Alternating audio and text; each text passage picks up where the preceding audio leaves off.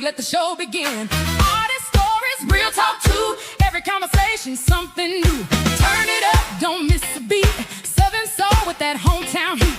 Jenni-D's got the mic fired up. Welcome to Chopping It Up. Good evening, everyone. My name is Jennifer Henderson. Thank you so much for joining us for a special edition of Chopping It Up. This is the Roundtable edition, and I have two very, very talented artists and producers here with me tonight.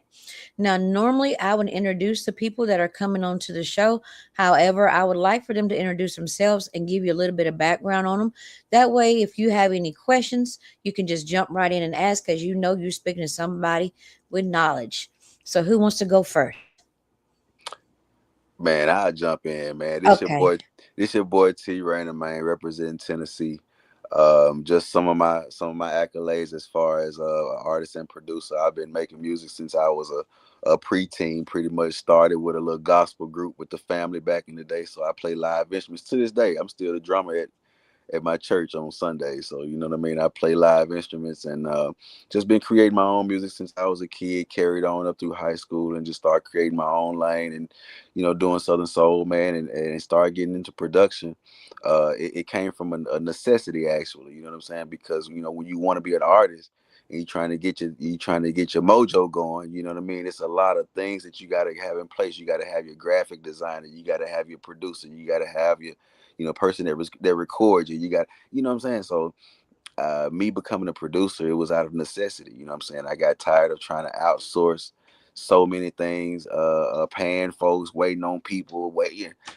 So I became a producer out of necessity, and I've been producing ever since, man. I produce my own records, and I still work with people sometimes, you know what I'm saying, because I like their sound. But recently just got signed to Jeter Jones as an artist and producer, you know what I'm saying? Just turned in and produced 6 tracks on his new album, and I'm producing the JVE compilation album as well. So, hey, we just working, you know what I'm saying, trying to get to the next level as we was talking about, Jen. So, that was just a quick overview. Okay, you doing your thing. Okay, now Mr. Bruce J. Hey, I'm Bruce J, aka Bruce J the Entertainer, that new old school. I am the CEO of Lab 101. I'm a producer, engineer. Like him, I got started in church. I am 56 right now, and I have been getting professionally paid for being in the studio since I was 7. I play every instrument pretty much. I'm a minister of music at my church, so every Sunday that's where I'm at. But other than that, I like to work with people still, even though I have my own artists. I like to work with people because a lot of artists now, with today's era, how music is going, we don't have artist development anymore. So I like working with different artists and giving them that opportunity to learn. So kind of with Lab 101, I'm a one-stop shop, producer, songwriter, engineer. I mix, I master, do it all. So that's pretty much me. Nice. I have been so excited about this show to have y'all on, because I've been telling everybody, I've told my coworkers, I've told my family, and I've got to tell y'all the number one question. We're going to go ahead and hit it hard. I'm going to go ahead and tell you, we're going to go ahead and hit it hard. They told me the number one question to ask y'all is, what do you do when someone comes into your studio and they can't sing? You go ahead, Bruce. I tell them. The number one question people told me to ask y'all. I tell them. I'm going to be honest. I tell people, hey, if you don't want the truth, don't work with me, because I'm very straightforward. Because it's a real world out there. And I'm also, if you come, it depends on what you're doing with me now. If you're buying a track from me and I'm producing it, then my name is on that too. And I just can't have you doing any and everything out there. So when you're not on point, you can't sing, you're not doing something right, I'm going to be very straightforward, because that affects my career. Now, if you're just coming in with me and you just hired me to record you, it ain't none of my business. You can mess up all you want. You're just going to keep paying me for the mess ups, but I don't say nothing then, because my job is only to press record. and that's what I do. But when I know you and we're hands-on together, I'm very expressive because I think that's kind of where your foundation, one of the places your foundation start as far as putting something out. Because for a lot of artists, when you go through a distribution company, get that music out there, your music go further than you might not never will. You look at somebody's in Australia, Spain, everywhere, listening to your music, and you may never go there. So I try to tell people the truth. It hurts sometimes, but you'll be all right when the swelling go down. So I'm gonna be honest, right? I have a bit of a different approach.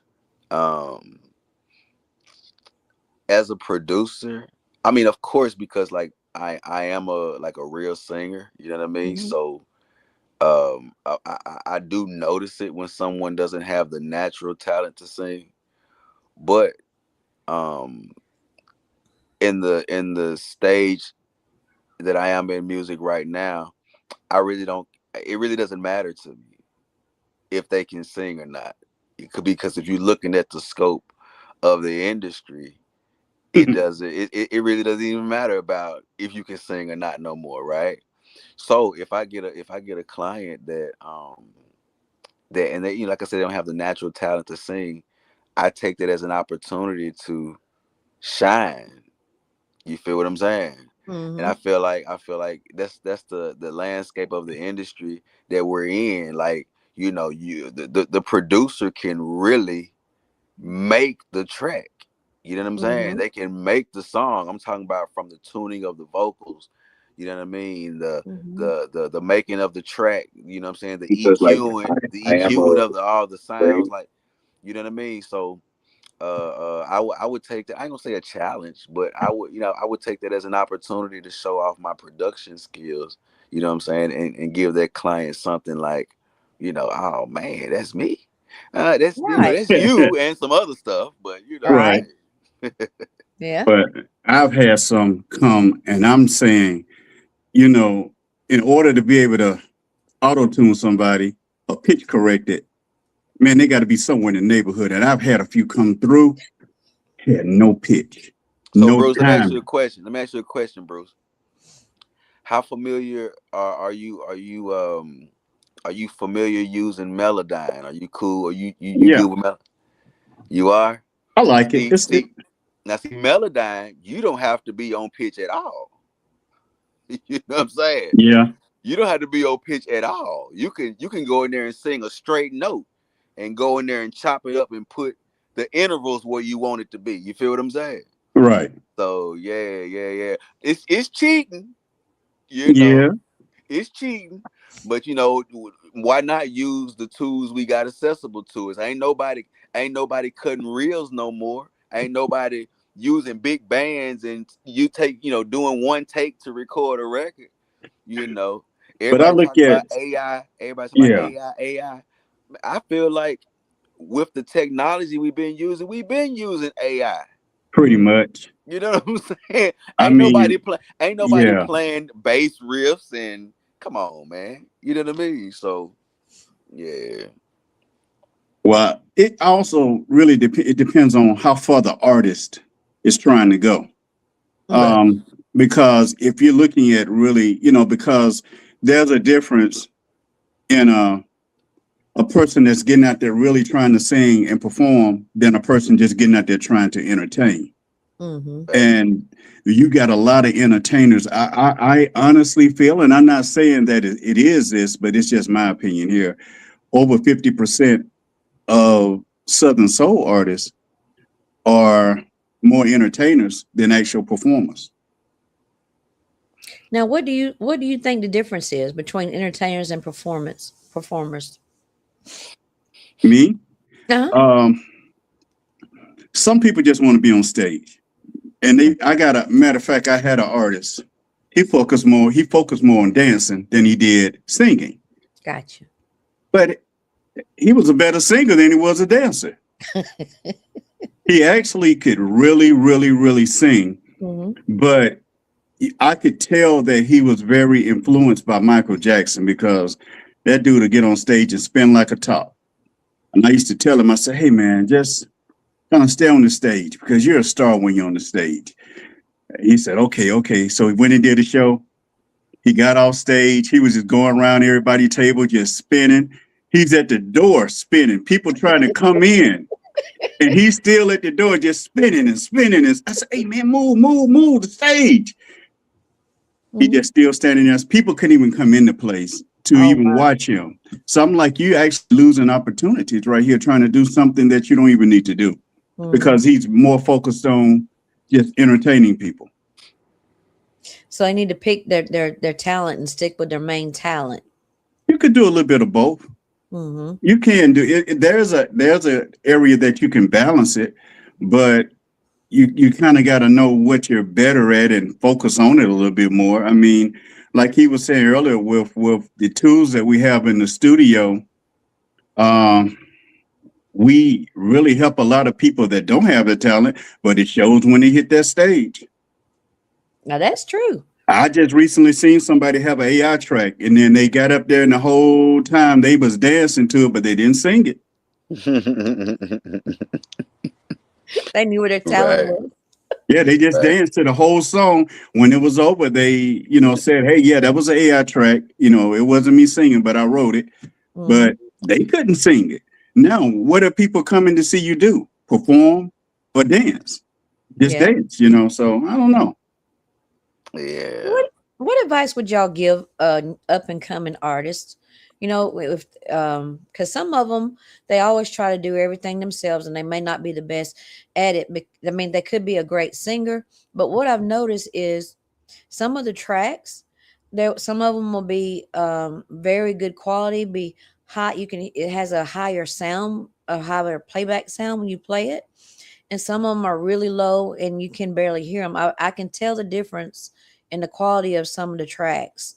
So, what would you be your advice for someone just starting out?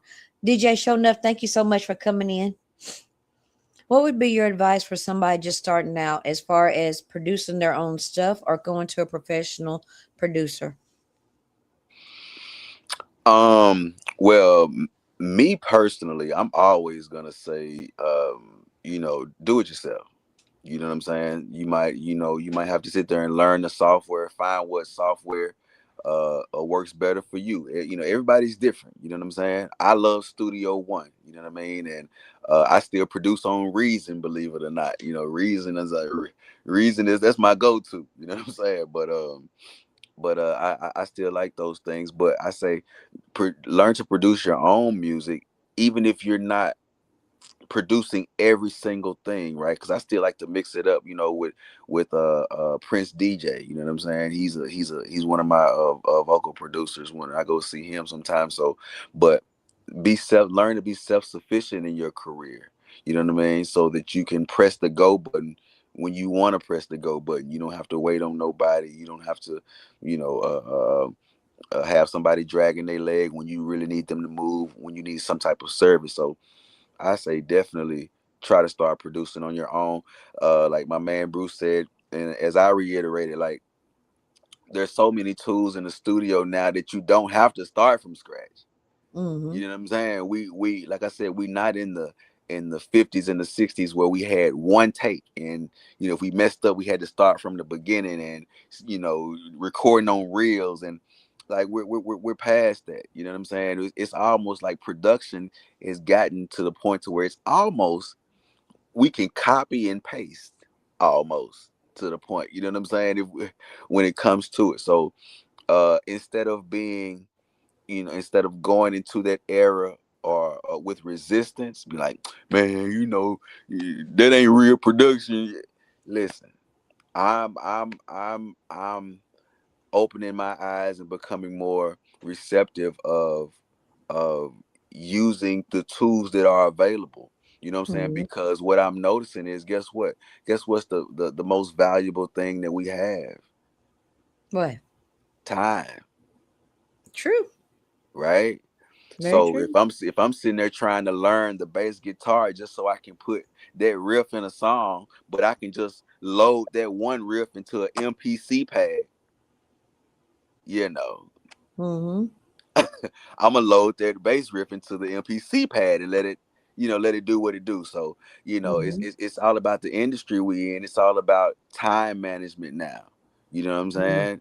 Yeah, it's what how much production can you pump out in the least amount of time? High quality production. You know what I'm saying? Mhm. Where I'm totally opposite. I love to play everything. I'm just old school like that.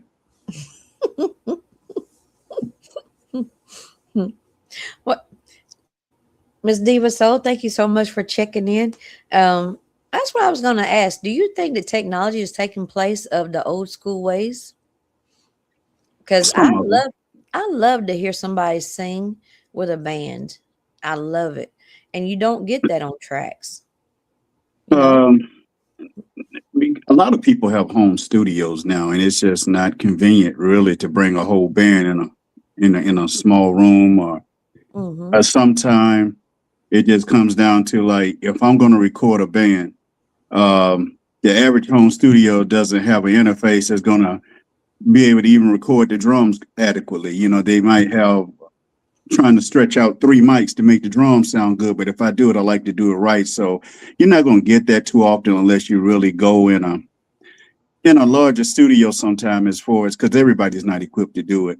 But then when you start doing the band, uh how to say this, everybody put their hand in your pocket now.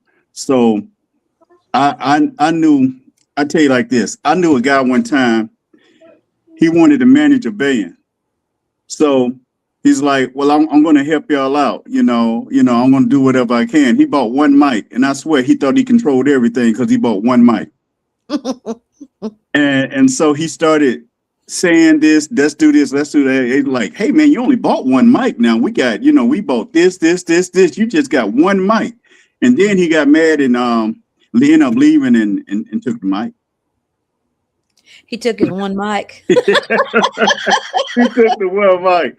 So it's just like sometimes when you record when you're doing band and live, I love live music, but it's just it gets expensive because then if your bass player creates the bass line, your drummer he does his part, the board player, the lead player, everybody do their part. Sometimes your split is so hard, you just don't. We already don't really make much on what we do Mm-hmm. because of the independency that we have now. Right. So it makes it kind of hard sometimes. But if I had my choice, I would love to do a band. I like doing bands. Mm-hmm.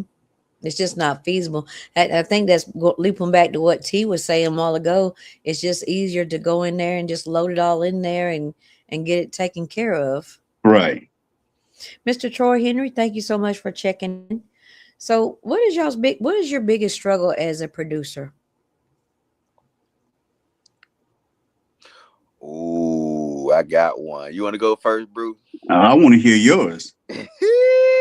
All right. So my biggest struggle as a producer, right? Because um, once you write so many songs and once you make so many beats, right? It's hard to it's hard to approach your next beat a different way. I'm not trying to say they all sound the same, but they start to have similar traits of each other. So and you Mm, start to notice it yourself, right? So mm-hmm. sometimes you'll find yourself trying to approach a beat from a totally different angle because Yep. your brain is wired a certain way. You know what Mm-hmm. I'm saying? So it has its own format. So you trying to break out of that is sometimes it's sometimes difficult because you're trying to stretch your creativity, but Yes. your brain is fixed a certain way. I had that problem today. I had a few seconds to myself and I said, well, let me start working on this track. And normally I'll start sometime with my drums, but I said, dang, I can't be a one-trick pony. I don't want to Okay. be a one-trick pony. So what I did, I started with the piano this time. I just started playing piano just to get an idea. And sometimes, and I'm going to be honest, a lot of people hit me up for music or tracks, and I don't get too many people that want to be the needle. I get a lot of people that want to be the hay, and they Mhm. want something that they heard somebody else do, and it gets to me sometimes because I'll end up doing too many tracks the same way just to please people that are paying money. And sometimes Mhm. I'll be like, oh man, the money ain't worth this. Here I go, the same bass line, that just everything has that same sound. And that's why I love working with artists that aren't afraid to be the needle. Right. Mhm. Right. Right. That's That, what really, I think, as producers, when we find those artists that want to be the needle, that's where the fun come in at, because we get to go outside the box and we don't have to just say color inside the line. We can make an abstract track and it is appreciated by that artist a little bit more. Mhm. I have seen artists that do that though. So they'll have a great song, and then on their next song, then they'll put a little bit of the words from the last song onto this song, and then they carry it on down. So that's making sense what you're saying. With the tracks. So you are wired a certain way, and I think a lot of the artists are too. Miss Diva Soul says she's one of your artists. Of course, yeah. She's Yeah. proud of it and I'm proud of her. So Oh, much love to her. absolutely. Absolutely. Absolutely. So, walk me through the process. When somebody comes in with a song, if say they just bring in something that they've written down, what process do you go through to put them on the track? you said if they just come with lyrics. All they come with is the lyrics. I mean, of course, I'll have them sing it to me. You know what I'm saying, and try to come up with a cohesive melody that'll kind of like flow. You know what I'm saying? Now, I'm not gonna lie.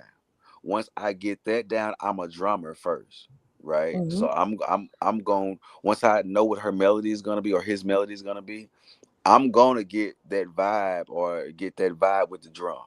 You know what I'm saying? Because that's just what I do. But once I get that melody, like I said, I'm a singer too.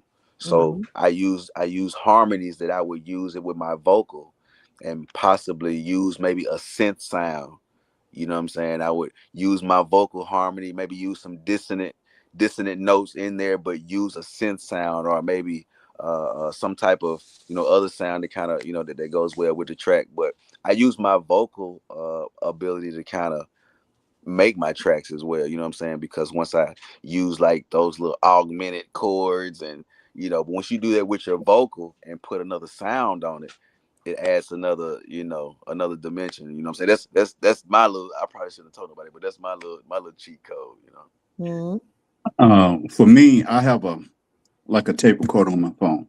So I tell them to sing it. And then in the background, I'm like, I'm saying everything with my mouth, like almost like beatboxing. I'm just putting it out on there like that, and then I go back and listen to it for a second. And a lot of times I'm throwing in all the instruments when I do that. I'm just throwing in random stuff. And it sometimes take me away from doing what I always do, because like I have a bad habit. Every Sunday morning when I'm at church, soon as I sit on the piano, I make the same damn chord. And I know I'm gonna do it, but I still do it. I don't want to do it, but I still do the same chord. And I'm like, that keeps me from doing the same thing when I kind of record myself doing that and just hearing all kind of, doing everything. I'm like, oh man, I can use a clav here. I can use this here. And that helps me to do it right there. Hmm. Hmm. Now, being a producer as well as an artist, do you find yourself just redoing your tracks over and over because you think of something else that you want to do differently? All the time. I definitely have OCD when it comes to that. Like it normally takes somebody on the outside to tell me like, T, it's good, bro. Put it out. Yeah. You know what I'm saying? Like, and Yeah. I'll keep going back. Nah, I gotta add something. Man, Yeah. that run wasn't clean enough. I gotta go back. So I'm OCD in that way. So Yeah. I know I'll never be perfect, but I strive for perfection. right, right, right, right, right. So, what if somebody comes in your studio and they're just difficult to work with? You're trying to tell them, this is what you need to do. We need to do it this way. And they're just not cooperating. What advice do you give them? Well, for me, I'll be honest. I've gone both ways. I've done what they kept asking me to do, and I just what they asked for, I gave it to them and said, "Thank you, be blessed." And I knew it sounded like trash. I'm being honest. I already knew what it was going to sound like. It is we know from being going to school when we were little, 1, 2, 3, 4, 5. But you're going to come in here and tell me it's 1, 2, 7, 9 AB. It don't make sense. And I'm telling you, but you're not listening. And one thing I've learned to do is not hit my head against a brick wall. You're paying me, and I have to sometimes take my feelings out and say, hey, I'm just the engineer here. This is not my artist. This is not my music. I have no ties to this. I'm going to give you just what you're asking for. And I've gave somebody something that sounded awful, but they loved it. They're not doing nothing with it now, and I can understand why, but they loved it. So, because some people come in the studio and don't go no further with it than home. Some people never make it to the stage. It was just a goal to go in the studio and record something just to listen to themselves. So that's just kind of how I approach it right there. What about you, T? So I'm not gonna lie to you. We don't have to be like the best of friends in the studio, because I mean, to be honest, it's business at the end of the day. Right. You feel what I'm saying? So we don't have to be friends, but a bad attitude, nah, I'm not having that. You know what I'm saying? You coming in like you a diva, and you the big dog in the room, and no, you can go. You know what I'm saying? We're moving on. You know what I'm saying? So yeah, I'm not gonna deal with any bad energy from nobody. But like I said, we don't have to be like the best of friends and hugging it out and dapping it up, like, you know what I'm saying. But we can at least keep it professional. You feel what I'm Right. Exactly. saying? Exactly. I hate when an artist come and I guess they want to impress you. And they also want to save money because we charge by the hour. And they feel like they can get in there and do everything in 40 minutes. And I hate when that happened, because I've had it done several times. Then they come back and be like, hey man, I need to come back in there. I could have did this and I should have did. I'm like, hey, you knew that in the beginning. You're trying to nickel and dime me. That's why, it's going to be a flat rate in the beginning. You're going to pay me for 2 hours when you only do 30 minutes. Exactly. CJ, thank you so much for checking in. So, on the opposite end of the spectrum, though, what is one of the best moving songs that you have produced? How smooth did it go? How many takes did it take to get it going so smoothly? I got to think on that one. Ooh. You talking about for myself or for another artist? For you or anybody, doesn't matter. So I would say Trail Ride Love came. I mean, that track happened almost, all of it happened almost in one night. So even the feature with Jeter Jones, like I got his verse back in, like, I sent it to him. He sent his verse back in like 3 hours. You feel what I'm saying? So we pretty much got that whole track made, hook laid, sent it to Jeter. He loved it. Sent his verse back in 3 hours. And it probably bled over into the next day a little bit, with me kind of being OCD and tweaking the vocals and stuff like that. But yeah, Trail Ride Love came real smooth and easy for sure. Nice. What about you, Bruce? Well, with my material, I've been a musician all of my life. I just been playing, like him. I'm a drummer too. I've been playing drums for like 40, 48 years, 49 years. So when I record myself, I will say I have about it's over 100 songs out, about 140. And I think only one has taken me more than 3 hours. I'm just like, once I start, I know where I want to go, what I want to do. I can hear it, I can feel it, and I know, and it's nothing to brag about. It's just my routine and how I do what I do. And a lot of my songs are done like within an hour because I just know. But some of the music, I will go back and kind of do a little something because I'm like, that guitar should have been better. That bass line is just not matching with the drums. But majority of the songs I record pretty quick. I have had, I remember me and DJ Teddy Bear did Trail Ride Stone. And that was our first times really working together. And he's such a perfectionist and trying to make sure that he does everything right. And we was in there just struggling for hours. And I'm like, man, come on, it's not that, it's simple. It's simple. It's simple. He's like, nah, Bruce J, baby, we got to get it right, baby. I'm like, it's right. It's right. You done did it. No, I can do it better. Then damn near sitting over there falling asleep trying to figure it out. Oh my goodness. But I think that your experience as producers probably makes your process go a little bit better. Because you've had years of experience of producing, your music and other people's music. But I'm still OCD though. Yeah. Well, I mean, I can understand that. And with me, I think what helps is I was brought up in church.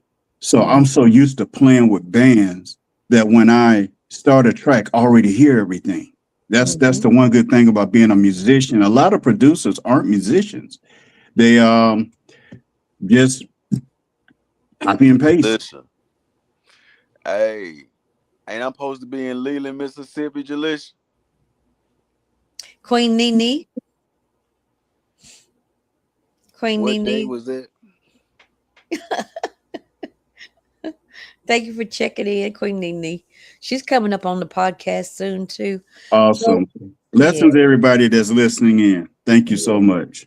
For sure. Appreciate it. Yes. So what is I don't know, the biggest struggle I've already asked you about being the biggest struggle of being a producer for yourself, but what about, and then other people? So what advice do you have? What advice do you have? How important is it to mix and master your songs? It's very important because some radio stations will not play it if it's not done right. You send it in and stuff is not compressed and it's just going every which way, they will reject it and they will not play it. And some of them you will think they plan it, but they won't even tell you that. Some will tell you. Some will tell you to tighten it up, send it back. Some will not give you the opportunity, and some will not accept it later because you didn't do your due diligence in the beginning and do it right. So is that why, DJ Ike Blocker, thank you so much for checking in. So is that why some of the songs that I hear, some of them are really low and some of them are higher? I think, me personally, I think 90% of the time when you hear a track and it's clear and loud, it's got a good master. But a lot of times when the track is low and you got to turn the volume up past where it's normally, 95% of the time there's not a master on it. You feel what I'm saying? Some people will master it at a lower volume, so I'm not gonna say it's 100%, but most of the time when you hear, like, you've been hearing like 3 tracks and it's been at a certain volume, then you hear this one track and it's significantly lower, it's probably because it doesn't have a master on it. You feel what I'm saying? So yeah, that's one thing to look out for. Yeah, and everybody that say they master doesn't necessarily master. Right. Some just like saying it. It sounds good. They like, it's almost a part of their conversation. Yeah, come on in. I'm going to do this and I'm going to do this. And yeah, man, we're going to mix and master that thing and get it out to the world. That sounds good. And then when they're playing it back to you in the studio, they cut the volume wide open. They might have 2-3 sets of speakers. It sounds good to you. But man, once you get it out of there and get it in other places, it is not what you thought it was. Right. Get out there in the car and can't hardly hear it. Be wide open. Every time your song come on, you got to cut the volume up. Yeah, I've had quite a few of them like that. Some of them lower, some higher. You can tell Yeah, the difference in the quality. but there are some people that they want to do right, but they can't do right for a lack of knowledge. Hmm. That's And why we a need more lack of of this. knowledge, a lack of knowledge for sure. But let's be honest, because look, me and you, we're our own one-stop shop, right? I even do my own graphics, right? But Me too. check this out, right? Everybody don't have those multi skills, so it's a lack of knowledge, but it's a lack of money too. When you're just a singer and you have to outsource every little service you need to put out a record, Right, it gets expensive. You feel what I'm saying? Hmm. So right. that's why I told you. That's why I became like more self-sufficient when it came to my music career. You know what I'm saying? Producing, songwriting, graphic designing. You know what I'm saying? I don't need to really go see nobody to put no music out. You know what I mean? So yeah, you definitely gotta make your own music if you don't want to be stagnant in the industry. You know what I'm saying? Hmm. Yeah, and you got a lot of studios that have, and I hate to say it like this because I'm an older guy. You have a lot of older guys that have studios and they've been doing it for so long. Some people just naturally assume when I go to this person, I know it's going to be done right because they've been doing it all their life, Hmm. not realizing that some people do something all their life wrong. Hmm. So they go to these people and they're thinking that they're going to get the best from this person, but from their experience. But sometime, it ain't no sometime. You cannot just stand still in doing this because new stuff come out daily. There's a lot of stuff that come out. And if you're dealing with somebody that's afraid to take steps, then you probably already behind when you walk in there.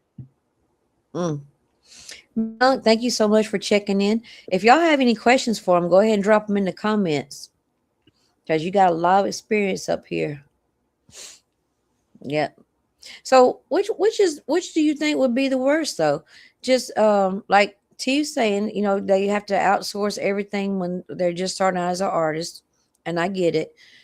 What is it better to put out lower quality songs or to go and just invest in one good song and see how it does? So you've already answered that yourself. I mean, It because just like sounded, hey, I it mean, sounded better the more you talk. right? I mean, it's like you said though. I mean, some people just, they're trying to get their name out there. They're trying to get their music out there. They're in a hurry. Let me hurry up and get a good song. Let me get something that'll catch on.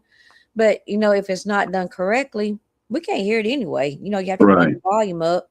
So I think it would be better, in my opinion, to just Yeah. try to invest in one good song and see how that goes, and then save up and do you another one.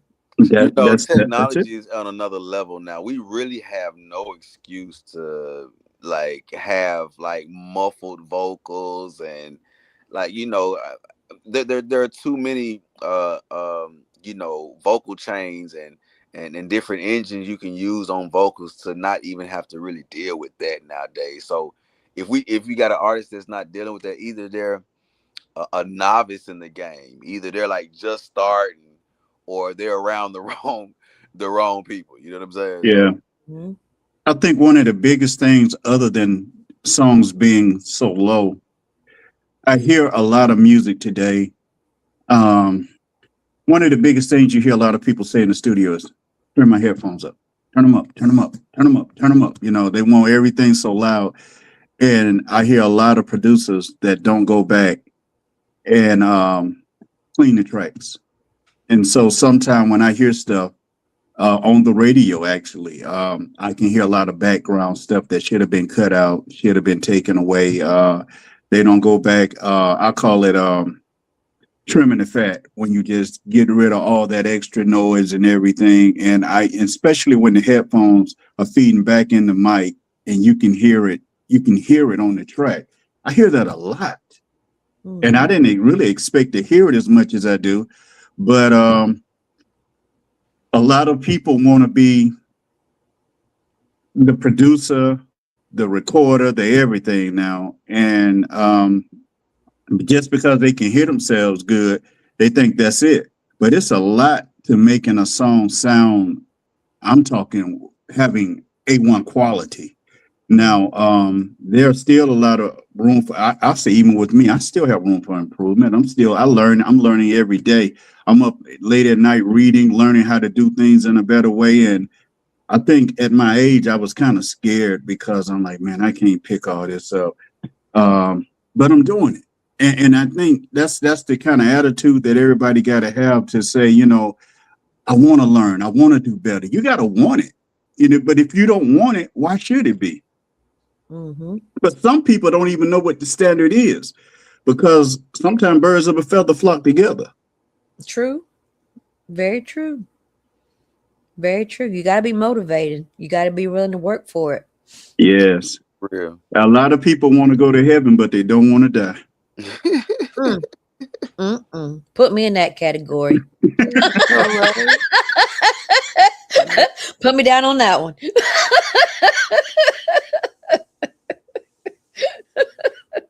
Oh my goodness. And I've seen a lot of posts when I'm scrolling through Facebook. People are saying that, there's artists asking for help, but they don't want to be motivated. They want to depend on everybody else to do the work for them. Is that been the case with y'all? Yeah, of course, everybody wants to, want to take the elevator. You feel what I'm saying? Yeah. They feel that, since they might know somebody in the game, or since they attached to or signed to somebody in the game, that it's supposed to be automatic. Look, I can tell you right now, you still got to go. You got to work. You know what I'm saying? It's you still getting it out the mud. You know what I mean? Like I said, knowing these people and being attached to these folks can kind of help you get in certain circles and give you, certain looks and opportunities and stuff like that. So I ain't gonna never, discredit that part. But man, you still got to get out here and get it how you live, man. Like it's still, it's still a grind. You know what I mean? So Mm-hmm. Yeah. Sometimes you can stand so close to the mirror that you can't see the stuff around you. Your peripheral's gone. You're just focusing on you. But you got to look at your environment, the people around you, especially if you're around an artist that has done better than you. Look at what's working for that person. Look at the do's and the don'ts. A lot of time people just get so caught up in feeling like they got so much talent that they feel like they got so much talent that they don't have to do the work that other people do, and it's just going to come natural because they can sing or whatever they can do. But there are a lot of people out there that can sing better than the people that are trying to sing. Very true. And they don't even want to sing. Mm-hmm. And what I tell you earlier in the show, we're in the landscape of the music industry where it really don't matter. Like you said earlier, if you look at a lot of the Southern soul artists, Mm-hmm. their vocal ability, it's I'm sorry. listen, you know what I'm saying? I'm not disrespecting nobody, because I respect a lot of artists who can really do their thing, right? Mm-hmm. But when you look at the typical stereotypical Southern soul artist, the vocal ability isn't there. You feel what I'm saying? Mm-hmm. So but like you said earlier, Jen, you was just like, I know everybody has their own opinion about everybody's music, but I try to, every time I approach a release, I try to make it slap. You said you ain't heard a bad song yet, but everybody, that might not be everybody's story. You know what I'm saying? Right. But in my efforts, I try to make songs that feel good. I think that's where my OCD come in at. It's not so much something sonically, right? It's a feeling I gotta have before I can let it fly out the studio. You feel what I'm saying? Mm-hmm. So, and I think that's what you were saying earlier, why you connect with my music, because I try to create a feeling with it. You know what I mean? Mm-hmm. Definitely. Yeah. I recorded someone today, and we were listening back, and they're trying to make sure it had my approval. Hey, is that straight? Is that the way it should be? Is that, and a lot of artists will not do that. They just do what they do. And, and with Southern Soul, I noticed there's kind of like an open door policy now. Mm-hmm. A lot of people are there. A lot of people are coming in doing their thing. And a lot is with it being an open door policy. Once you open your door, you're gonna have some interesting people walk in. But every time I open my front door, I also get flies too. Right, You right. know, you see, I've stood on my porch and watched the water bug just come up the steps like I'm coming up in there. I'm like, no, no. And you get that with the open door policy. Hmm. And then also, and it's nothing against Southern Soul because it's another genre of music that's really doing good. Hmm. As a producer, I like to do all music. I produce from Southern soul, R&B. It doesn't matter. Um, Whatever pay, I play. That's kind of how I am.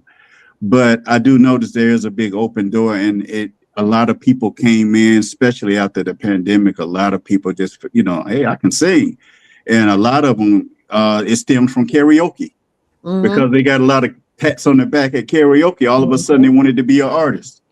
Yep. Can we say King George ushered in a whole new wave of Southern soul artists? Can I we would Yeah. say, can yeah. we can we can we agree on that? Because Yep. I don't remember this many Southern soul artists before King George. I feel like King George made it um acceptable for younger art because he was young when he first came out. I think he was like 26. Like he was young when he first came out. You feel Hmm. what I'm Hmm. saying? So I think he was the first one to kind of make it acceptable for, because Southern Soul and Blues was considered an older genre. Let's just keep it Right. real. You know what I mean? Hmm. So when he came in, I don't remember this big influx of Southern Soul artists before Hmm. him. You know what I mean? Well, look at Mike Clark Jr. He's in his 20s. E.J. Jones too. EJ Jones, yeah. Yeah. So do, Hmm. do y'all do y'all remember him? Who, Do y'all, King do y'all George? do you even know how he got discovered? Who, Which King George? No, E.J. Jones. Oh, no. Do y'all remember him? Do you remember this dude singing? It's been a long time coming at a birthday party in a restaurant. Yep. Yep. It went super viral. Hmm. That's what got him his deal. Okay. Hmm. I didn't realize that was him. That was him. I didn't Yep. realize that. Yep. But I agree with you though. I think King George did open up the door for a lot of the younger ones because even now, like my grandkids, so they're like, "Oh, you listen to that old music," and then I've started my radio station, and my oldest grandbaby, he's like, "Well, I really don't like it, but I've been listening to it because it's yours." And I'm like, okay. Right. Right. Right. They gotta So the support now. younger generation are getting in there, huh? Oh Yeah, yeah, they yeah, are. yeah, yeah. Especially My with my these sons are boots like and that. dukes events, man. Listen, they just another opportunity for these young folks to show their tail in public, man. But hey, it's the culture now. You know what I'm saying? Yeah. Mhm. Mailman, thank you so much for checking in.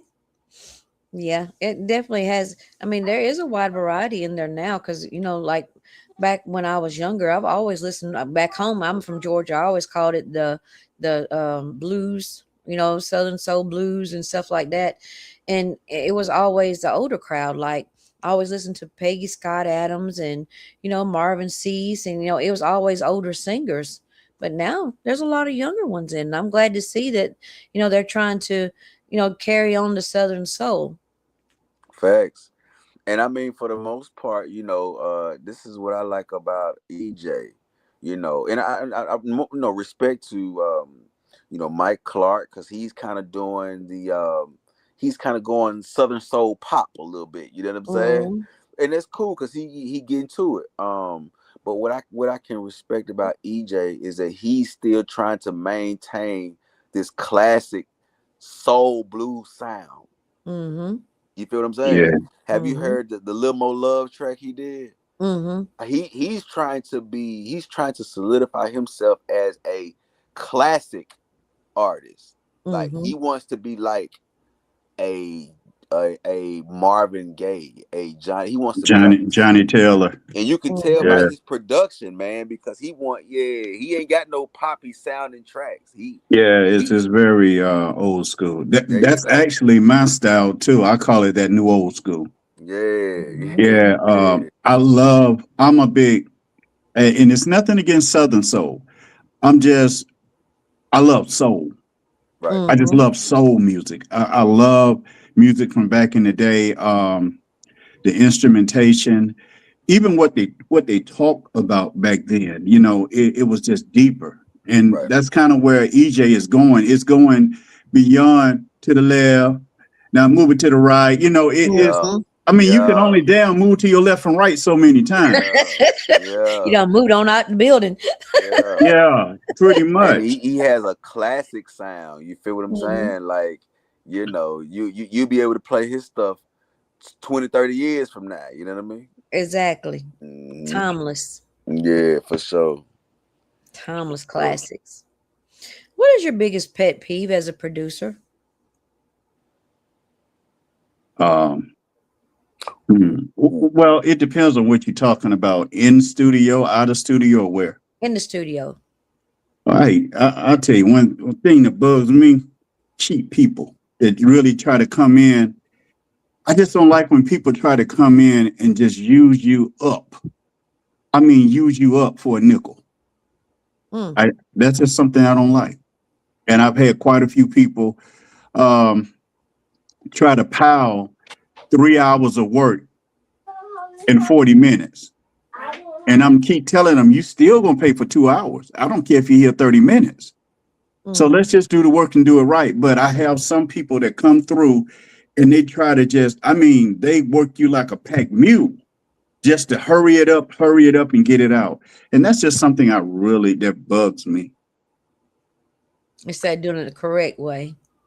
Yeah, and I mean it does. I'm not saying everything take 2 hours, but you just can't do everything in 30 minutes, depending on what they're asking you to do and what they want from you, especially when you're doing it from scratch. But I mean, you could do it in 30 minutes if you just hit record and then send it on their way without doing nothing else. Pretty much. I mean, a lot of people now, a lot of people don't cook in the oven no more. They just use the microwave. Mm-hmm. That's how I see it. Yeah. Thanks. What about Pet peeve. Don't come in the studio, Hollywood, man.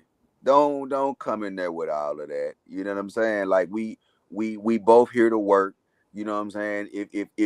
If you was really a celebrity on that level, you wouldn't be to see little old me. Let's just go ahead and talk about it. Pretty much so, yeah. You know what I'm saying? If you was really on that level, you let Pharrell produce your beats. You let Timbaland and DJ Mustard produce your beats. But you came to see me, so we gonna respect each other. We gonna be humble. You know what I mean? We gonna work. Yeah. You know what I'm Then they saying? got to Like pull out the don't come scroll and in go through that long Hollywood, man. list. Yeah, don't do I, that. I hate when they pull out that scroll, go through that long list of everybody man, I've been with so and so, and Right, we were here to do right. this song right here. Right. I done You opened you up. I killing done your worked time. with. Man, listen, I got a list too. Like, That's it. miss me with that, you know? not the list? Yeah, Yeah. it's just not even necessary. And I'll tell you, I got another pet peeve. Open up a can now. Well, let's go with it. I hate when you've been telling me for 6 months, I want to come in the studio. I got a bad song. And then you come in the studio and you don't even know your damn song. That bugged me. I'm like, if this song meant so much to you, why do you not know your song? Hold on. Let me get it right. That was the wrong verse.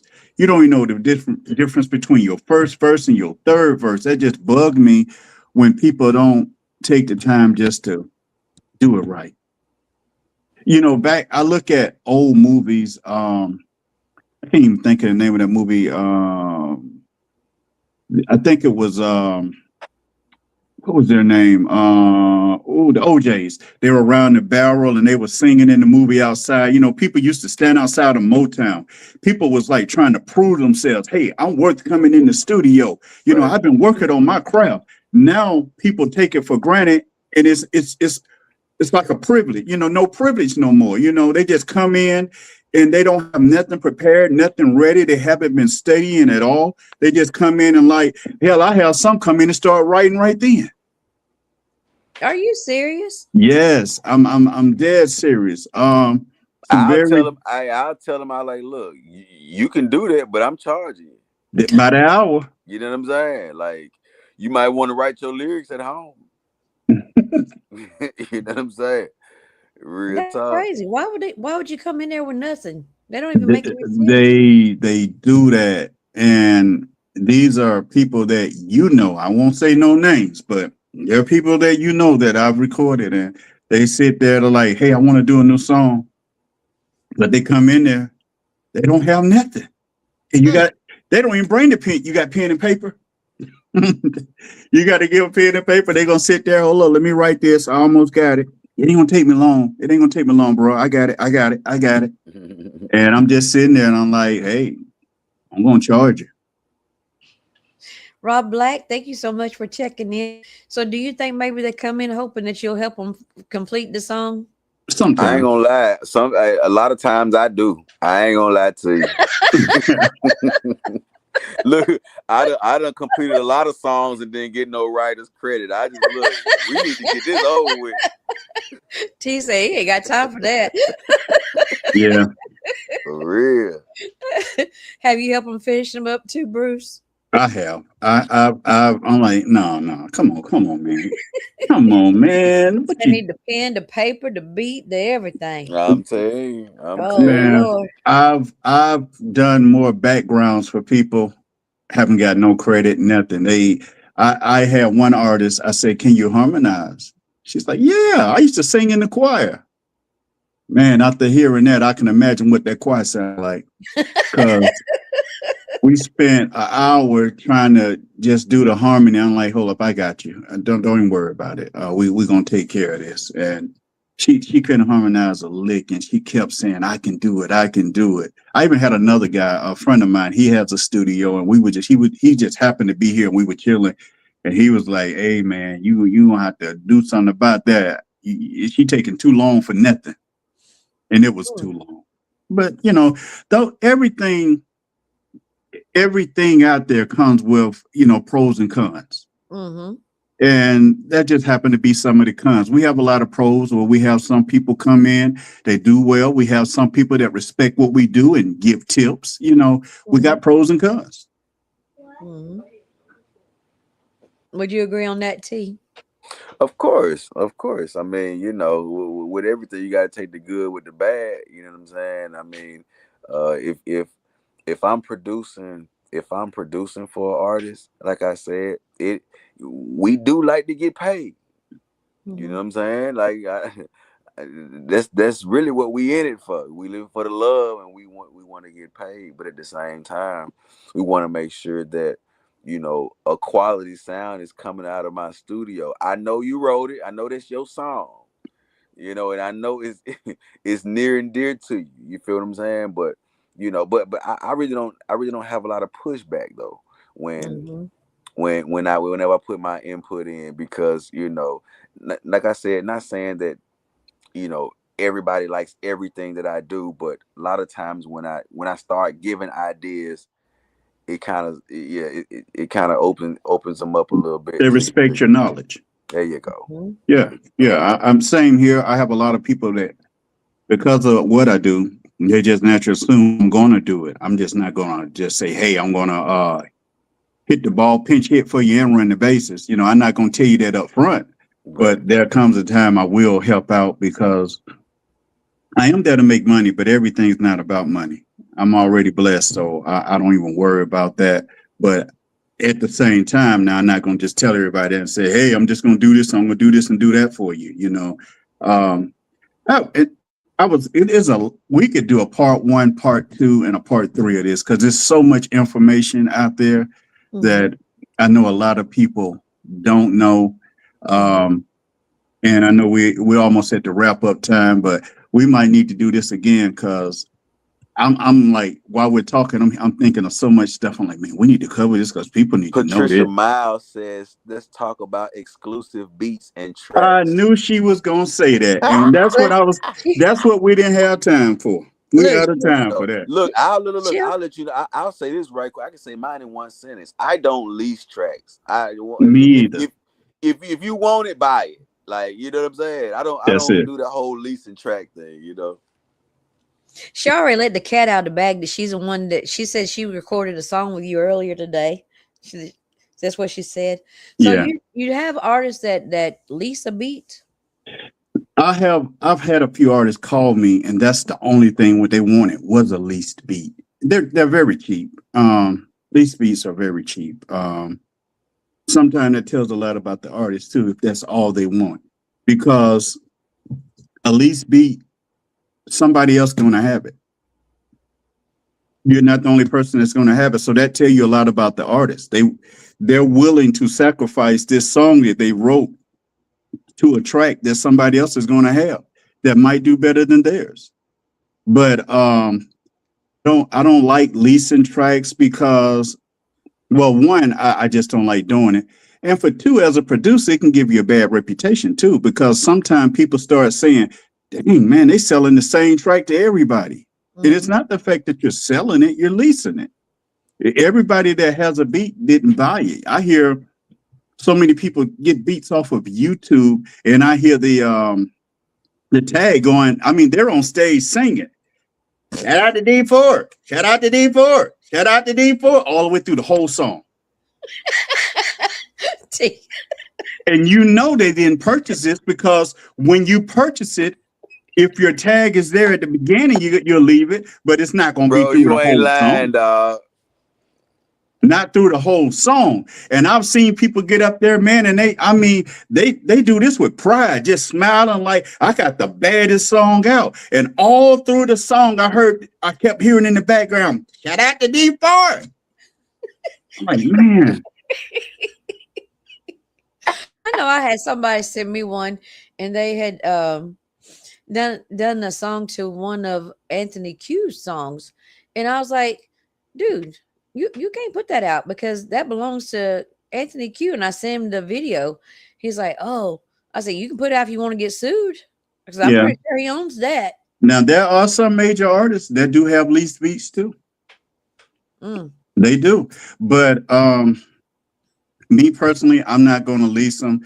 I will say this before we let it go. I do want to say that a lot of artists think I have a lot of artists call and say, "Hey, well, I want to do I want an exclusive," and they think just because they bought the exclusive that they don't owe me nothing anymore.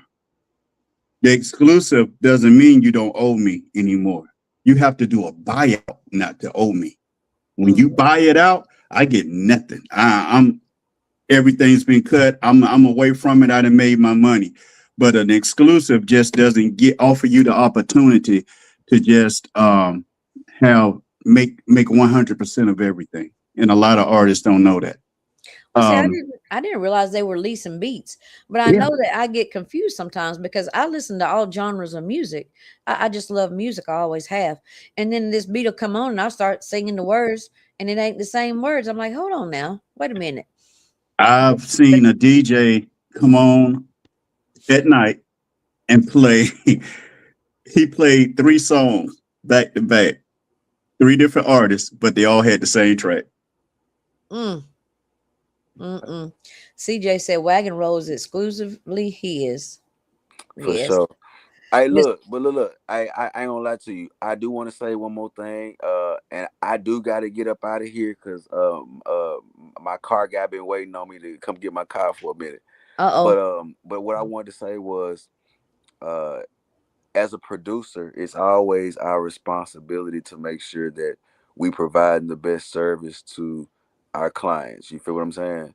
Yeah. And like I said, the way that the landscape is nowadays, we got so many tools to where, you know, the producer can take its opportunity to shine. You know what I'm saying? Because I've Mm-hmm. heard so many tracks where the singer wasn't that good, but in my mind, I said, who produced this?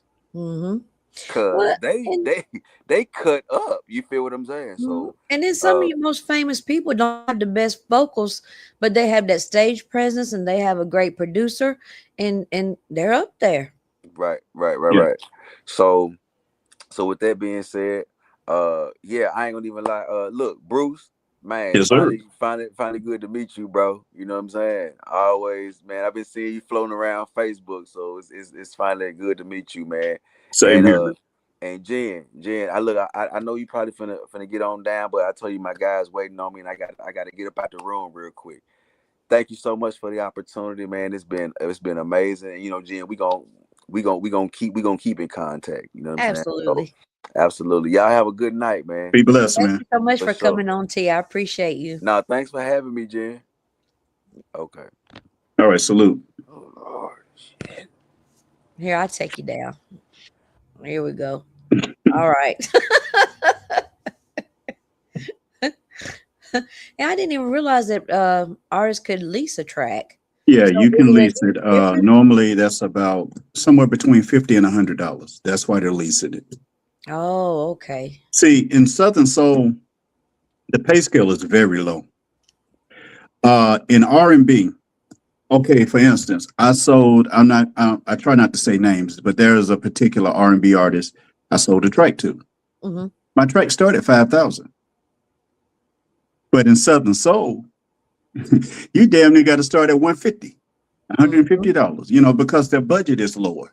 Mm-hmm. That's why I like doing R&B a little bit more than Southern Soul, because they don't really understand the amount of time and effort that you have to put into doing music. And I'll sell a track for around 250, 300. You know, I try to stay reasonable because I know that they're everyday people, you know, blue collar people that just trying to make it and trying to get somewhere.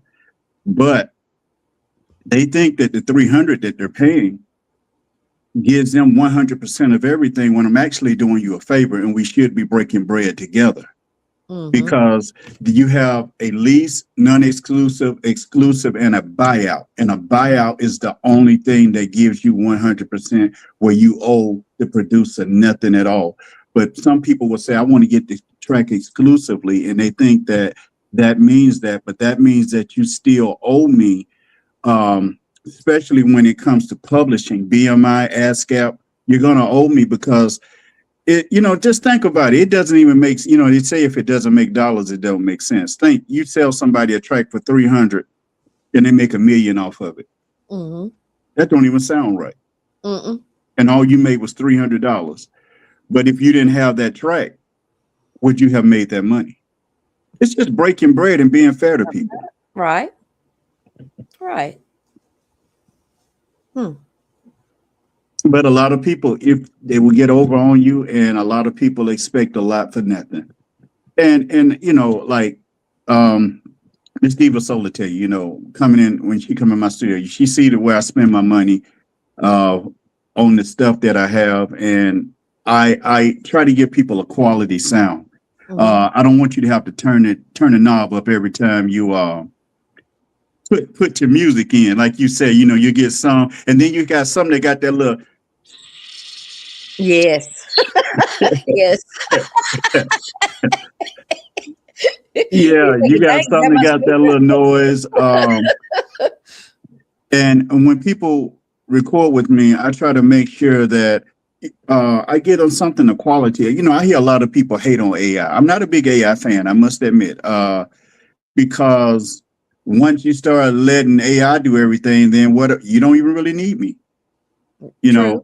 But I think something that AI can't give you is emotion and heart. Mm-hmm. I put emotion and heart into my music. Like Miss Diva Soul today, when she was recording and she was saying some stuff, I'm like, when you say what you say, you got to tell people this specifically, why you feel this way. See, AI just going to put the pretty word. They're going to put it. It's going to be grammatically correct. It's going to sound good. But sometimes you got to put some heart. You got to put some soul into your lyrics, into your music. And that's one thing that AI won't give you. And that's why I still feel like, time's going to progress, but I'll still be here as a musician. Well, and here's the thing. Even if, I mean, and there's nothing wrong using AI. That's what you No, want to do. no. But when it comes time to perform, is that what you're going to sound like? Oh no, no, no. They ain't. Um, a. I guess the only time then is once AI start putting, when you have the money and you can afford to put holograms up on stage Mm-hmm. and they can play it and it seems like you're performing. But right now, um, if you perform and you can't do that song, what are people paying for? Exactly. So that becomes a bigger problem too. A lot of people will use AI and they'll say, "Well, I did my lead vocals, but AI did my background." I mean, hey, that's a cheat code. I mean, I think everything has a cheat code in some form or fashion. But Mm-hmm. how much do you want to cheat people that pay their last dime to come see you perform? Exactly. They pay good money to come out to see you. Yes, that's Hard it. earned money. Yeah, Mm-hmm. definitely, definitely. And I'm not knocking AI for those that are listening. I'm not bashing it, but we all have our opinion, and I'm not a strong AI lover. But I will tell you what AI did for me. I feel like you can. I don't care how bad something is, you can get some good out of it. If it's, I've heard somebody sing awful, and they're like, "Man, they just wasted my time." I'm like, "Hey, I learned something." They're like, "What? What not to do?" You can always get something out of it. Yeah. So what I do is I will go on YouTube sometime and I will find an AI track and I turn it up loud and I listen to it coming out my speakers and I just soak it in that sound because um it's very cinematic. Listening to AI song is like going to the movies when you hear everything coming from every direction and it's just, damn, ooh, that is so vivid. So what it does is make me carry that sound into when I produce somebody else. I'm like, I'm not AI, but I'm going to give you a cinematic sound like AI does. So I Mhm. actually learned how to mix and master better by listening to AI. So I did get something from it. Well, that's good. I mean, you can always learn something from every Yeah. experience. That's for sure. Yeah, you can bash it and bash it, but sometimes you got to befriend some stuff and get some lessons from it. So it was a lesson learned, and like I said, I'm not knocking it, but I think as far as artists out here, there's not an easy way to do this. Mm-mm. You can cheat all you want, but even in school, when you cheat to pass a test and you graduate, you still dumb. You just teach yourself. Yeah, you cheat yourself out of opportunities that you possibly could have done because see, you're still not qualified to do the job. Now, because you graduated, people say, "Oh, he's qualified." You cheated your way through. Mhm. So now when it's time to do your work, you don't even know how to do it. Exactly. You cheated your way. Hmm. So I'm like, don't give up on your dreams. Don't stop putting pen to paper. Um, don't stop going in there and just trying. Hmm. Um, Everybody that want to sing is not meant to sing. Everybody that's a background singer is not a leader, and every leader is not a leader. They need to be in the background sometime. Hmm. But we sometimes will step beyond where we need to be because we're trying. But don't stop trying because if you don't try, you'll never know. Exactly. Exactly. That's the only time you fail is when you don't try. That's it. And I just want to encourage everybody. Hey, if you're doing this, just do you. Stop focusing on what other people are doing. Stop listening to everybody else's song and trying to keep up with everybody. Because I'm going to tell you this. I don't understand why the hell people keep listening to people that haven't had a hit trying to do what they're doing. You're not going to do any more than they're doing. They didn't get a hit from it. What make you think you are? And there are quite a few of them like that. Mohandas Martin, thank you so much for checking in. I've noticed that, like when Boots on the Ground came out, everybody and their brother wanted to have a Boots on the Ground song because Hmm. that one was a hit. That's not for everybody. It's not. What God has for you, He has for you. Hmm. Uh, but you're not going to find out what He has for you if you're not willing to put in a little work to see. So, and even Boots on the Ground did tremendously well. Hmm. Even like with EJ Jones' first song, Gas Station Love, it did Hmm. great.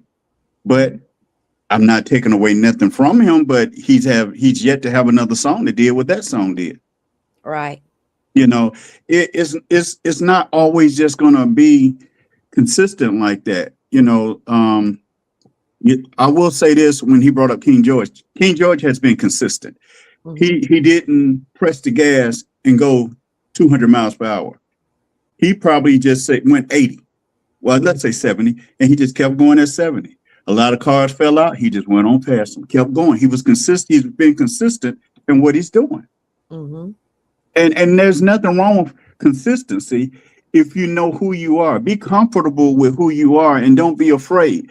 But then also don't be afraid to take advice from people that know what they're talking about. A lot of people I've met, you can't tell them nothing. I've met a lot of people, you can't tell them nothing. They know everything, but yet if they have big numbers, they have to go buy them. They have to purchase them. They get the bots. And hey, just work hard. Things it don't always come when we want it, but it's gonna come if you work hard enough for it. And that's very true. Very true. And thankfully there's people like you that's got years of experience. You've been on both sides. You're an artist and a producer. You're very talented individual. So if Thank you. somebody you're welcome. So when you go to somebody like yourself that has all this experience, listen to them. I mean, Yeah. whether you agree or you don't agree, you can always, like you say, you can always learn something from every experience. Definitely. A lot of people say, well, if you know so much, why haven't you made it? I told them I never tried to then. I wasn't trying to make it. Mm-hmm. I was just happy being a producer, a songwriter, because prior to 2020, I didn't even know what Southern Soul was. I've always loved R&B. I've been a strong R&B and soul lover. I always liked stuff like Bobby Womack and Tyrone Davis and, just Johnny Taylor, all that kind of stuff. Mm-hmm. That's what I consider soul music, Al Green, all that. And I've loved that my whole life. And I love it now. I think that music has changed so much. A lot of people are afraid to go back and get that blueprint of what music sounded like. And sometimes I think, if you just go back and talk about something different. I've learned one thing, that everybody don't drink. Everybody don't smoke. Everybody don't go to the club. Everybody don't trail ride. Mm-hmm. But everybody want love. Mm-hmm. Or want to be loved. Or want to love somebody. Mm-hmm. That's just something you could talk about, in any form or fashion, and it's always going to be significant. But the other things, you're going to lose some money because everybody in the world wants something dealing with love, but everybody in the world don't want to drink. Everybody don't want to smoke. So you do all those songs, I feel like you limit your money. And you're absolutely right. Now you can make some money from it, but just don't focus on one thing. Have an open mind and just be willing to grasp it all and just take some chances, y'all. Take some chances. And one thing I want to bring up as well. So one person's version of making it might not be another person's version of making it. So you set your own goals. So you might be at where you want to be. Maybe Yeah, you I'm didn't want to be up comfortable. there. Exactly. So you can't judge anybody's journey if you didn't walk it. So I mean, if you wanted to be King George level, I'm sure you could be. But if you're comfortable where you are, then just be happy. Yeah, and I'm just being patient because I say, I've done my job. I've done my songs. And if this is what God want me to do, it's going to fall in place. I'm not even worried about it. I'm just enjoying music. I'm enjoying life. I feel privileged to work with certain artists like Miss Diva Soul and a few more that give me the opportunity to be a part of their career, because you're not going to find many people that say, hey, I trust you. You got my back. I trust you. What you want me to do? You don't have that requires a humble spirit. And a lot of people don't have that much humbleness in them to do so. And so I feel very privileged that I have met a few artists that say, hey, what do you think I ought to do? I want you to tell me, and let's figure this thing out together. So I appreciate that for those that have worked with me and work with me like that. I'm not saying that I know it all. I do not know it all, but together I feel like we can figure it out. But the main thing is having fun and enjoying what you do. Once you don't enjoy it no more and it's not fun anymore, it becomes a problem. See, I put out music now. I'm not putting it out for the numbers. I'm not putting it out for anything like that. I'm just putting out what I consider good music, because I feel like 20 years from now, somebody's going to be digging through the crates and they're going to be like, damn, this is bad right here. I'm just doing this because this is what I want to do. And I can say, hey, I did it my way. I'm happy. I just want to live life and enjoy life and be comfortable. I'm not trying to be what some people call rich, because that just bring more problems. I just want to be comfortable. Mm-hmm. Yeah, that's all. Well, I think you're doing an amazing job. Thank you, ma'am. You're very welcome. Very welcome. And I got to thank you so much for coming on tonight. I really do. It has been an absolute pleasure having you back on. Oh, yeah. You're supposed to bring me back anyhow. I got that new album. You told me when I finish, hit you up. Yep. And I'm ready whenever you are. You just let me know. The album's going to come out next month. Next month? What Yeah. date? I don't know. I'm going to figure that out by Monday. But I don't know. Let me know the date and we'll go ahead and get it set up. All right. But we could go on talking about this forever. We're going to have to set up another one. Yeah, there's so much to talk about. I think learning, some people don't know who to ask. So that's why they're not learning anything, nor do they know. They just go off of what they see. And sometimes what you see ain't really what it is. Mm-hmm. I saw, I can't think of the artist. It was on TikTok the other day. She was explaining how she didn't know how it was just so expensive to be an artist. And that's why I say Southern soul artists have it made, because when you break down in R&B, I've gotten paid just to engineer a song. I've gotten a couple of thousand just to engineer one song. Mm-hmm. And you got people here that haven't paid $1,000 and did a whole album in Southern soul, where it cost about 30,000 or more to do one song in R&B. Mm-hmm. And you look at, just say King George do a show tomorrow, he gets $40,000. Mm-hmm. Usher gonna get $250,000. Exactly. That is a big gap. A huge So difference. I love Southern soul. I love soul, but I'm shooting for the stars that maybe one day I can grace the stage. And if it's possible, I can say, oh, I've gotten to that level where I can make this, and I'm cool with that. I don't have to make it, but it'd just be nice, because it's it'll feel good. I would love to be on stage with Kim or somebody like that.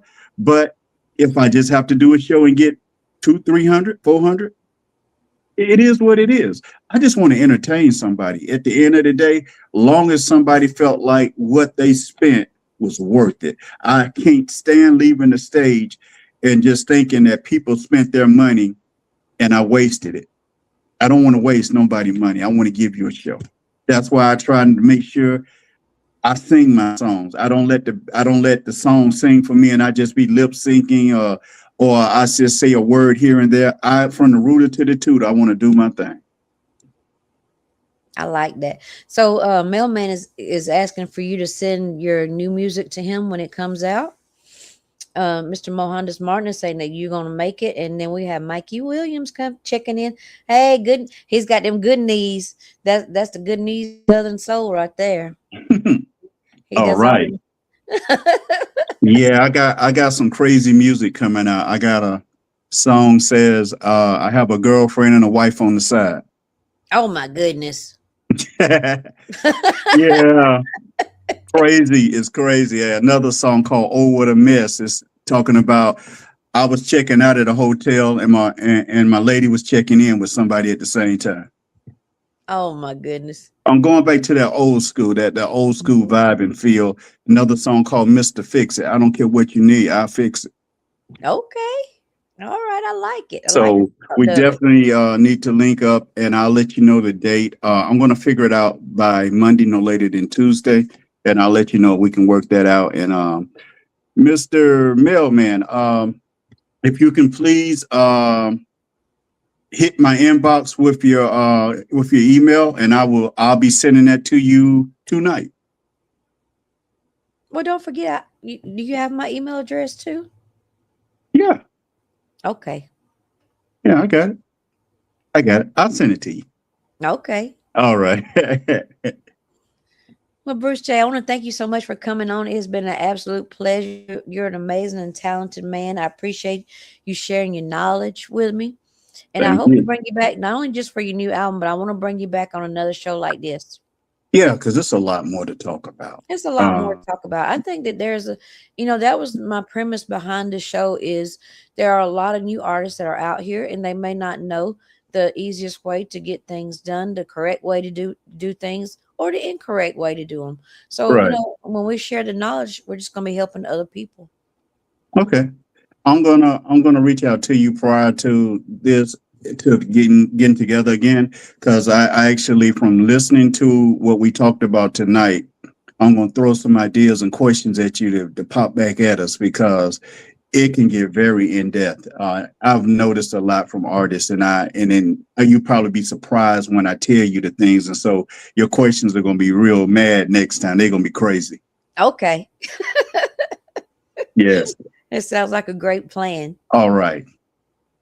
All right. And then also, Mikey Williams is saying, make sure y'all come back on September the 16th because he's gonna be on the podcast as well. Okay. Yeah. I can't wait. It's gonna be a great show.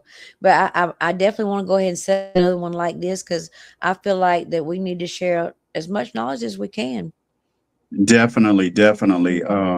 Just let me know how you want to do it. If you want the same two people, or however you want to do it, and I'm in. I'm there. You can count me in already. You're the Um, best. I got a lot more. It's so much in my mind right now. I'm like, man, we could do this another hour or two. It's a Yes. lot. Yes. Yes, yes. So I look forward to I'm gonna chat with you after we get off. Okay. Maybe whenever you're available, so we Okay. can No talk problem. about some of the questions and when we can set it up. Okay. No problem. All right.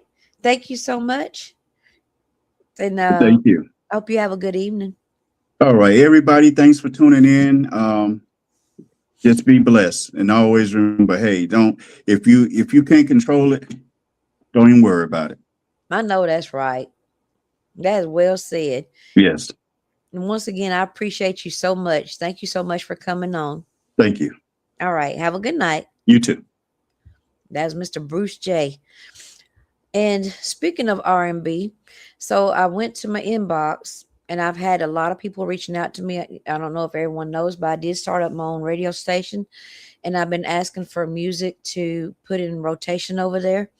So if you are an artist or a DJ, you have something you want me to submit, my email is going to be jenny.dproductions@gmail.com.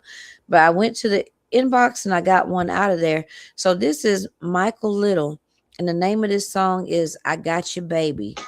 Y'all got to hear this one.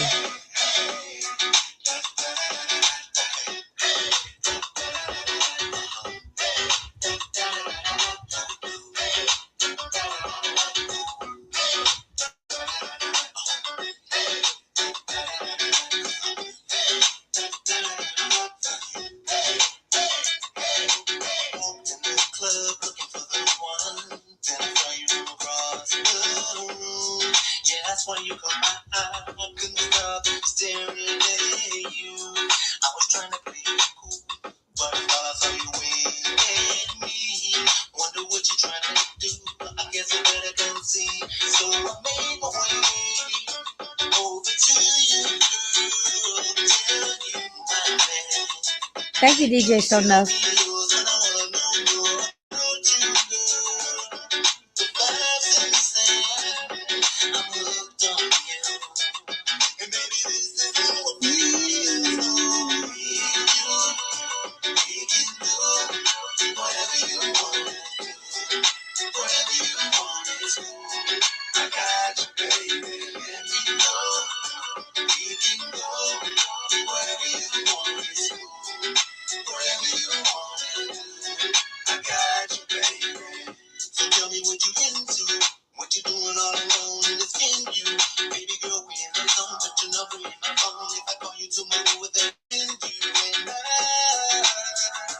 Just wanna know what you simply know.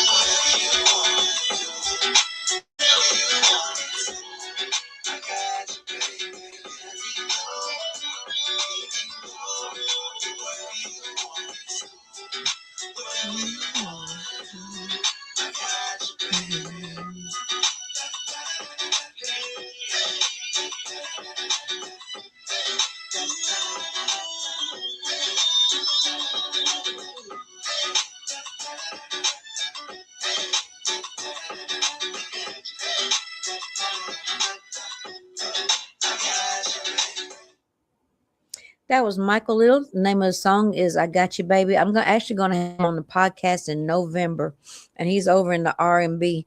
I am expanding the I'm doing mostly Southern soul, but I have had other genres reaching out to me, and I'm not ever gonna tell them no. So we're gonna have different genres coming on. I want to thank everybody that tuned in tonight, shared the live. Thank you so much. I truly appreciate you. I'll be back on Monday. I'm gonna have Mr. Al Davis here Monday evening at 7 p.m. Central Time.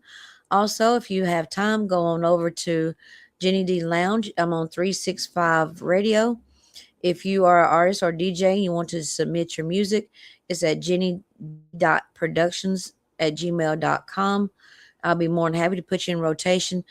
One thing that I did like about choosing 365 for my radio station is if your music is registered with ASCAP or BMI, they do report, so you will get your royalties. But I want to thank everybody so much, and I hope you have a great evening. We'll see you again on Monday. Thank y'all.